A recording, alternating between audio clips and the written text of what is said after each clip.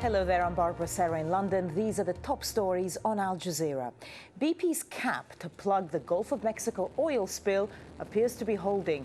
Engineers are still conducting a critical test to see whether it can take the huge pressure. It's 88 days since the explosion on the Deepwater Horizon, which killed 11 people. And this is the first time the flow has been completely stopped. John Terrett is in New Orleans.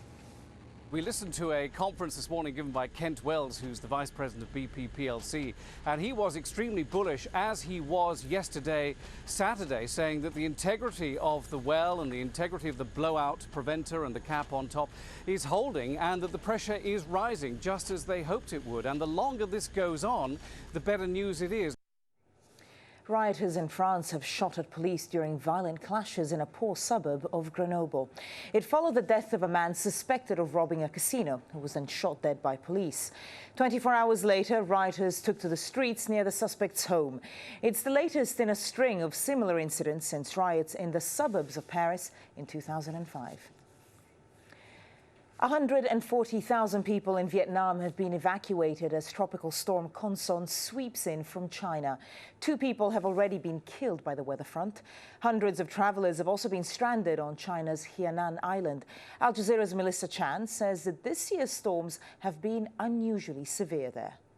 More than 100 people have died in this month alone, and there are still several dozen missing. In terms of economic damages, it's cost the country $3.3 billion this month alone. So you can well understand why officials have prepared for the worst and hoped for the best. Let's go to Afghanistan now, where preparations are underway for a major donor conference to be held in Kabul on Tuesday. One of the main topics will be how to reintegrate the Taliban into politics. The US-led alliance and regional governments are engaged in a number of strategies to try to get the fighters to lay down their arms. Here's Zaina Hodder. The Afghan government is pushing for a wide-ranging peace process. Officials believe releasing prisoners could be a confidence-building measure, but it's a complicated process. What it involves is attempts to reintegrate the rank and file of the Taliban while trying to reconcile with their political leadership.